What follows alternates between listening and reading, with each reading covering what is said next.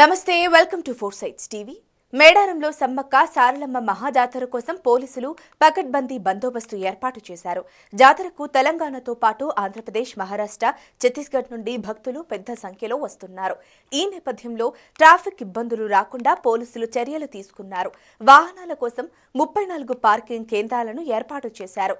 చిన్నపిల్లలు తప్పిపోకుండా చూడటానికి police control రూమ్లను ఏర్పాటు చేశామంటున్న అడిషనల్ సిపి వెంకటేశ్వర్లతో ఫోర్ సైట్స్ టీవీ ప్రతినిధి Govind face to face. Sammakka Saralamma జాతరకు సంబంధించి మాత్రం ఇక్కడ పూర్తిగా ఏర్పాటు చేసిన పరిస్థితి వస్తుంది. దీనికి సంబంధించి కూడా ఇప్పటికే పోలీసులు పూర్తిగా బందోబస్తు చేశారు. ఈ సమ్మక్క సారలకి జాతరకు సంబంధించి మాత్రం వేలాది మంది, లక్షల మంది ప్రజలు వస్తున్న నేపథ్యంలో మాత్రం ఇక్కడ జాతరకు సంబంధించి మాత్రం అధికారులను ఏర్పాటు చేశారు. అదేవిధంగా పోలీస్ సిబ్బంది కూడా దాదాపు నిర్వహణ సెంటర్లు కూడా ఏర్పాటు చేసిన ప్రస్తుతం మనతో అడిషనల్ ఎస్పీ గారు ఉన్నారు. అసలు ఈ సమ్మక్క సారకు సంబంధించి జాతరకు సంబంధించిన ఏర్పాట్లు ఎలా ఉన్నాయి అడిగితే సార్ చెప్పండి సార్, ప్రధానంగా ఏర్పాట్లు ఎలా ఉన్నాయి సార్? ఈ యొక్క జాతర యందు ఎలాంటి పబ్లిక్ ఇబ్బంది కాకుండా వివిధ పార్కింగ్ ప్లేస్ను అలాట్ చేయడం జరిగింది. అలాగే మధ్యలో వెహికల్స్ బ్యాక్గ్రౌండ్ అయితే క్రేన్స్ కూడా అలాట్ చేయడం జరిగింది. వివిధ ఫోర్స్ అందరికి కూడా ఈ యొక్క డ్యూటీస్కి క్లియర్గా చెప్పి ఒక పార్కింగ్ ప్లేస్ నిండిన తర్వాత ఒక పార్కింగ్ ప్లేస్కు పంపుకుంటూ ఎలాంటి ఇబ్బంది కాకుండా భక్తులను మేడారం దర్శనం చేసుకుంటేందుకు అనుకూలంగా తగు చర్యలు తీసుకోవడం జరుగుతున్నది. సార్, ఇక్కడ లక్షలాది మంది భక్తులు వస్తారు కదా, ఇక్కడ పార్కింగ్కి చాలా ఇబ్బంది ఉంది సార్.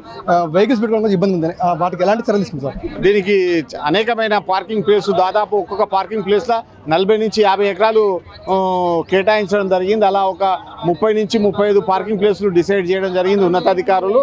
ఆ ఉన్నతాధికారుల ఇన్స్ట్రక్షన్స్ మటుకు వాళ్ళు చెప్పినట్టు సెటిల్ అయ్యింకుంటా ఒక పార్కింగ్ ప్లేస్ నిండిన తర్వాత మరో పార్కింగ్ ప్లేస్ పంపించుకుంటూ క్లియర్గా ట్రాఫిక్ ఎలాంటి ఇబ్బంది కాకుండా ప్రయత్నాలు చేస్తున్నాం. ఇక్కడ భక్తులు ఎక్కువగా చిన్నపిల్లలు కానీ ఎక్కువ తప్పిపోతున్న పరిస్థితుల్లో పోలీసులు ఎలాంటి నిఘా పెట్టారు? ఈ చిన్నపిల్లలు ఎవరైనా కనబడితే మెయిన్ కంట్రోల్కు మేము ఇన్ఫార్మ్ చేస్తున్నాము. మ్యాక్సిమం చెక్ పోస్టులలో వాళ్ళు ఉండి అక్కడికి వెళ్ళి ఈ కంట్రోల్ రూమ్లో ఈ పిల్లల పర్టికులర్స్ ఇస్తున్నాం. ఆ పిల్లల పర్టికులర్స్ తీసుకొని ఆ కంట్రోల్ రూమ్కి వెళ్ళి వీళ్ళకు పేరెంట్స్కి ఇన్ఫార్మ్ చేస్తే ఈ చెక్ పోస్ట్ కాడికి వెళ్ళి వచ్చి ఆ తప్పిపోయిన పిల్లల్ని కలెక్ట్ చేసుకోవడం జరుగుతుంది. ఇక్కడ మెయిన్గా జాతరకి సంబంధించి ఇక్కడ చాలా మంది వ్యాపారం చేసుకుంటారు కాబట్టి ఇక్కడ మద్యం దాగి కానీ ఏమైనా గొడవలు కానీ జరిగితే ఏమైనా చికాకులు జరిగితే వారికి ఎలాంటి చర్య తీసుకుంటారు మీరు? దీనికి ల్యాండ్ ఆర్డర్ యూనిట్స్ కూడా ఉన్నది. ఇప్పటివరకు అలాంటివి జరగకుండా ఉన్నతాధికారులు అన్ని చర్యలు తీసుకుంటున్నారు. ఇంకేం చర్యలు తీసుకుంటారు? ఇంకా ఈ 4 రోజులు ఉండేందుకు ఎటువంటి చర్యలు తీసుకుంటారు సార్? ఇక్కడ ముఖ్యంగా ట్రాఫిక్ సమస్య అనేది పెద్ద సమస్య. ట్రాఫిక్ జామ్ కాకుండా అలాగే భక్తుల సౌకర్యం కోసము ఎలాంటి ఇబ్బందులు రాకుండా, అలాగే పిల్లలు తప్పిపోకుండా, ఎలాంటి ఇతరత్ర ఏదైనా నేరాలు జరగకుండా కూడా స్థానిక పోలీసులు మరియు ఉన్నతాధికారులు అన్ని టీంలు ఏర్పాటు చేసిండ్రు.